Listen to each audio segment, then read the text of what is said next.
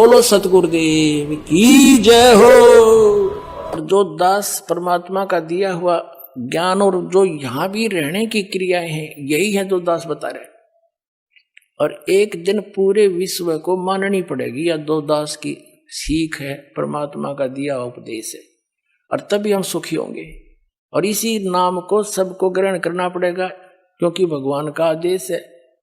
और काल से इस काल भगवान ने अपने वचन में कह रखा है कि कलयुग में कितने जीव ले जाइयो तुम, सतयुग त्रेता द्वापर में थोड़े जीव ले जाना। तो परमात्मा ने 3 युग बाट देखी, इंतजार की इसकी, और इसने 3 युगों में हमारे साथ के जुल्म करा दिए, हमें कितने मजहब बना दिए, नारी नारी भाषा बना दी। 100-200 किलोमीटर के बाद जाकर भाषा बदल जाती है। बता किस किस ने समझावे।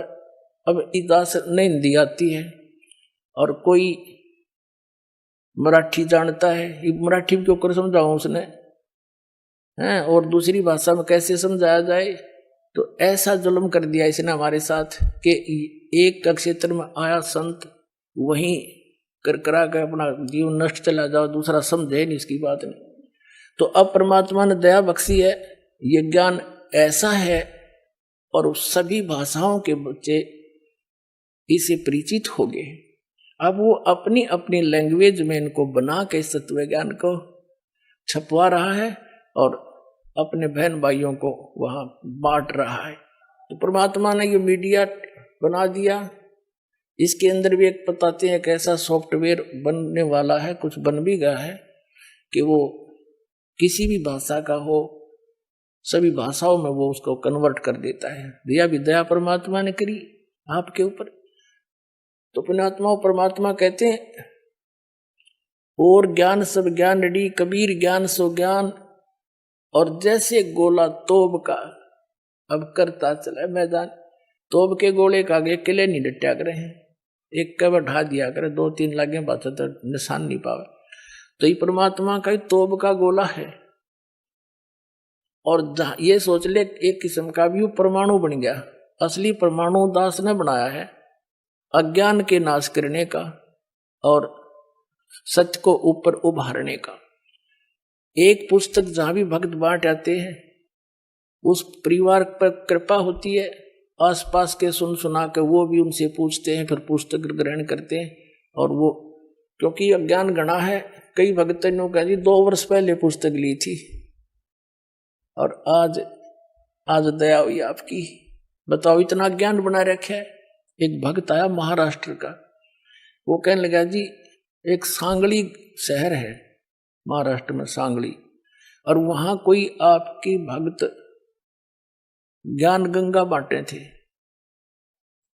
और हम वो मेला लगा हुआ था हमारे धार्मिक, और मैं तो भगवान शंकर का पुजारी, उसके अतिरिक्त मैं किसी ने मानू नहीं था। हमारे साथ मेरा भाई था छोटा 10-12 वर्ष का, और हम सारा परिवार मत्था टेकने जावा थे शिव के मंदिर में, बड़ा मेला था वहां का। वह पुस्तक बेच रहा था, तो उसमें लिखा हुआ था कौन ब्रह्मा का पिता है, कौन विष्णु की माँ, ये ऐसे ऐसे। वो छोटा भाई जाकर हमसे पिता नहीं कैसे पहले वो लेने चला था, मैंने मना कर दिया कि ना ये तो बकवास लेकर रखी है ना। जब तो वो मेरे साथ आ गया, फिर पता नहीं कब निकल कर गया, वो किताब खरीद लिया वहां से, बुक, और छुपा कर रख ली उसने। जब मैं गाड़ी से उतरने लगा तब देखा मैंने वो पुस्तक ले रहा हाथ में, उसे मैंने छीन ली और मेज पर उल्टी रख दी कि इसके दर्शन भी नहीं करूं। वह रखी रही 2 महीने तक। एक बार मेरा कुछ ऐसी टेंशन बनी, कुछ ऐसे सर्कमस्टांस बन गए, मेरा सिर पाटन हो गया, घनी टेंशन हो रही किसी बात की, और मैं बाहर बैठ गया चेयर लेके। थोड़ी देर में ध्यान आया, पुस्तक दिखी वो रखी रखाई। मैंने सोचा इसने देखता क्या है, मैं लगा उस पुस्तक को पढ़ने। वो मेरी तो टेंशन मतलब याद भी कोई ना कतकित गई, और 3 दिन कंटिन्यूस पढ़ी। अरे सह परिवार लेकर आ गया परमात्मा का बच्चा, सारे परिवार को।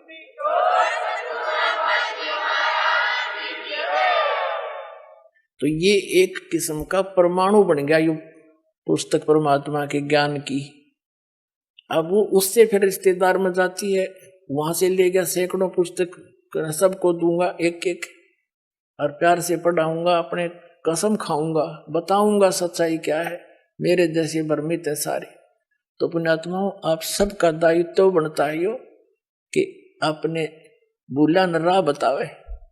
और पहले जब बताना, जब आपका विश्वास हो जाए कि दास सच्ची कह रहा है, ना भूल के भी इसका जिक्र ना करना जब तक आपका विश्वास ना हो। और विश्वास तो दास करा के छोड़ देगा, कोई बड़का का लेख है, भगवान के बताया हुआ ज्ञान, इसमें इतनी भी मेन मेख नहीं पा सकती, और ये स्वीकार करना पड़ेगा, एक दिन आएगा। अब आप देख रहे हो परमात्मा ने ज्ञान का तूफान ला रखा है। भाई बहन बुजुर्ग माता बच्चे ले लेकर पुस्तक एक परमात्मा के पोस्टमैन की तरह घर घर जा रहे हैं, उनके बच्चों तक संदेश पहुंचा रहे हैं, उनकी गालियां खा रहे हैं। कोई जेल में डाल देता है, कोई पत्थर मारता है, कोई धमकाता है, कोई खुरकाता है, लेकिन ये परवाह नहीं करते, क्योंकि इनको मालूम हो गया कि इन्होंने भांग पी रखी है, और यह भांग उतरेगी पुस्तक के ज्ञान ते, भगवान के ज्ञान ते, और जिनकी भांग उतर जाएगी हमारे साथ हो लेंगे। फिर ये आपकी उतर गई, आप आगे। अब जैसे इस दास की ड्यूटी परमात्मा ने जहां से शुरू किया, मेरे स्वयं घर वाले भी नहीं मानने को तैयार थे, लेकिन मुझे विश्वास दृढ़ हो लिया था। और फिर ये ऐसे समाज के अंदर प्रवेश करना, अब मुझे फिर एक सीन याद आया करता रह के। एक बार ये दास मेडिकल में गया था किसी रिश्तेदार को मिलने के लिए, इस ज्ञान प्राप्ति से पहले। तो वहां मेडिकल रोहतक के अंदर एक 13 नंबर वार्ड है, उसमें मेंटल वार्ड है। वो डॉक्टर उन मेंटल व्यक्तियों का इलाज कर रहे थे, और वो उनको गाली दे रहा था, मैं तेरा जमाई हूं। और डॉक्टर कह रहा था हाँ जी ठीक है, हाँ जी ठीक है। उसका गिरेबान पकड़ लिया डॉक्टर का, तो 2-3 ने छुड़वाया, बैठ जा। और फिर भी उनका ट्रीटमेंट कर रहे थे। और जब वो उन ट्रीटमेंट ठीक हो गया, वो स्वस्थ माइंड हो गया, फिर वही यूं कह रहे थे, डॉक्टर साहब नमस्ते। तो दास की ड्यूटी पागल वार्ड में ला रखी है। अब जिस भी गांव नगर में गया, दास ने यो ज्ञान सुनाया, नुका मारो डले, यू कहां से आ गया है, देवता नहीं पूजन देता, हमारे श्राद्धों को भी मना करता है, पत्थर मारो, ये करो। और अब जब उनको ज्ञान हुआ, जब तो मुझे गाली दे रहे थे, और अब कहते हैं सत्साहिब गुरुजी, सत्साहिब गुरुजी, निहाल कर दिए, जीवन नाश हो गया था।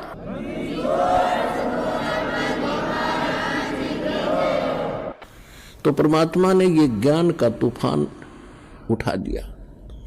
अब ये ऐसा काम करेगा, जहां भी कोई सीडी देखता है, डीवीडी, या वैसे एक टीवी चैनल के माध्यम से सत्संग सुनता है, तो अमृत वचन है, झंझोड़ कर रख देगी आत्मा को। कति ये एक सत्संग है, साध का सत्संग है, ये नकलियों का नहीं है। और या कोई पुस्तक पढ़ते हैं, जब पुस्तक पढ़ेगी आत्मा, मन चाहे कितनी बकवाद करो, आत्मा हृदय से मानेगी कि ज्ञान ये है, और अवश्य कहेगी कबीर भगवान है।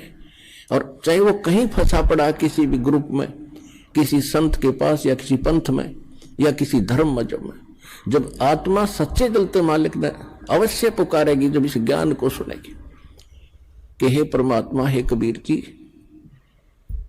दया करिए अपने आत्मा पे। यानी वो निकल नहीं सकता वहां से, लेकिन फिर पुकार दिया हृदय से, तो उसी दिन परमात्मा ने कह दिया ये मेरा हो लिया।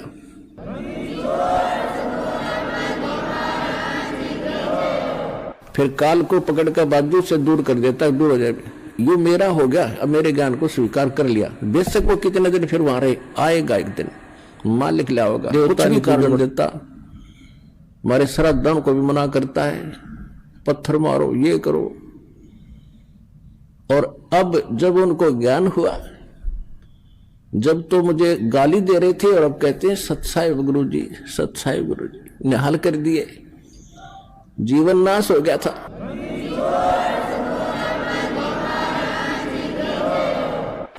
तो परमात्मा ने ये ज्ञान का तूफान उठा दिया।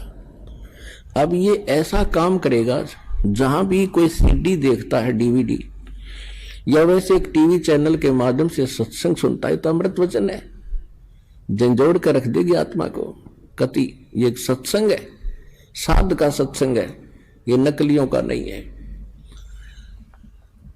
और या कोई पुस्तक पढ़ते हैं, जब पुस्तक पढ़ेगी आत्मा, मन चाहे कितनी बकवाद करो, आत्मा हृदय से मानेगी कि ज्ञान ये है, और अवश्य कहेगी कबीर भगवान है। और चाहे वो कहीं फंसा पड़ा, किसी भी ग्रुप में, किसी संत के पास, या किसी पंथ में, या किसी धर्म मजहब में, जब आत्मा सच्चे दिल मालिक ने अवश्य पुकारेगी, जब इस ज्ञान को सुनेगी कि हे परमात्मा, हे कबीर जी, दया करिए अपने आत्मा पे। यानी वो निकल नहीं सकता वहां से, लेकिन फिर पुकार दिया हृदय से, तो उसी दिन परमात्मा ने कह दिया ये मेरा हो लिया।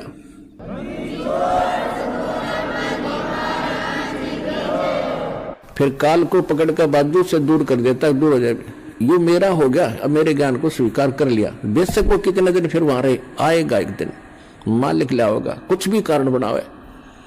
तो इस प्रकार परमात्मा ने कहा था कि तेरा ज्ञान सुनेगा वो तेरा, और मेरा मानेगा फिर उसके निकट मत आ जाइए।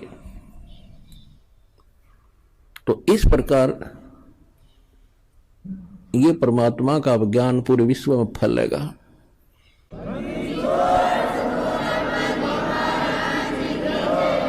भाई जो गुरु बचन पे डट गे, रकट गे फंद 84 के, कट गे फंद 84 के, रकट गे फंद 84 के। भाई जो गुरु बचन पे डट गे, रकट गे फंद 84 के। वस्तु मिली ठोर की ठोर, मिट गई मन पापी की दौड़। और अधिक जानकारी